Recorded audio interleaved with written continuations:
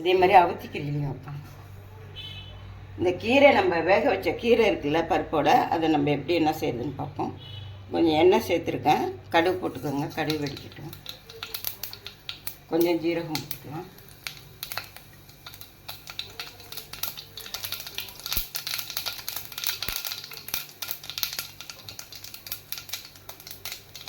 மிளகாத்தூள் போட்டுக்கோங்க. உங்களுக்கு வேணால் மிளகாத்தூள் சேர்த்துக்கோங்க. நான் மிளகாத்தூள் தான் போட்டிருக்கேன்.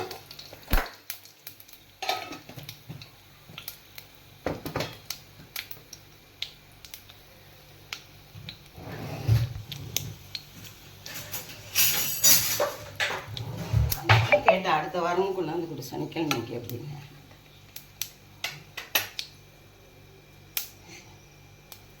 இதில் கொஞ்சம் வெங்காயம் போட்டுக்கோங்க.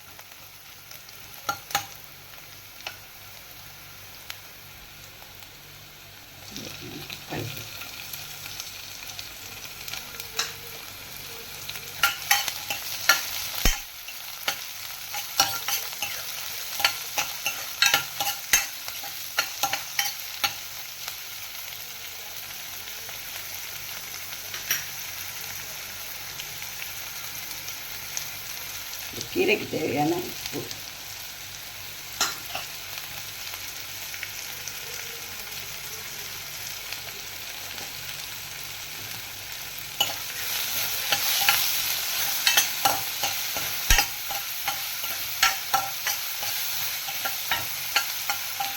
நீங்கள் வேணால் இதில் மிளகாத்தூள் குழம்பு தூள் சேர்க்கறதா இருந்தால் சேர்த்து அப்படியே குழம்பு மாதிரி கூட வச்சுக்கலாம். நான் இதை அப்படியே இந்த கீரையை அப்படியே வச்சுருவேன்.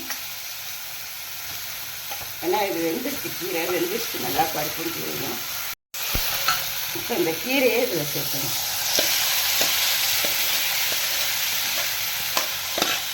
நீங்கள் இதை அப்படியே சாம்பாராக கூட வைக்கலாம். மிளகாத்தூள் போட்டு கொதிக்க வச்சு இந்த கீரையை அதை சேர்க்கலாம்.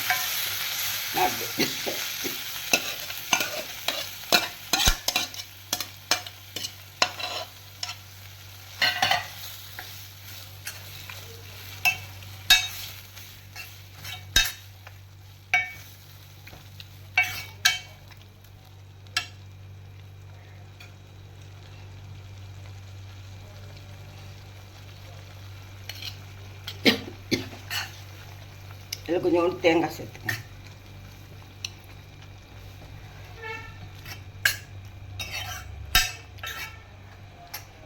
இதை அப்படியே சாதத்தில் போட்டு சாப்பிட்லாம். இதுக்கு ஒரு சைடிஷ் வச்சுக்கிட்டு ஒரு வாழைக்காய், உருளைக்கிழங்கு ஏதாவது வறுத்து சாப்பிட்லாம். இல்லை ரசம் போட்டு இதை சைடிஷாக வச்சுக்கிட்டு கூட சாப்பிட்லாம்.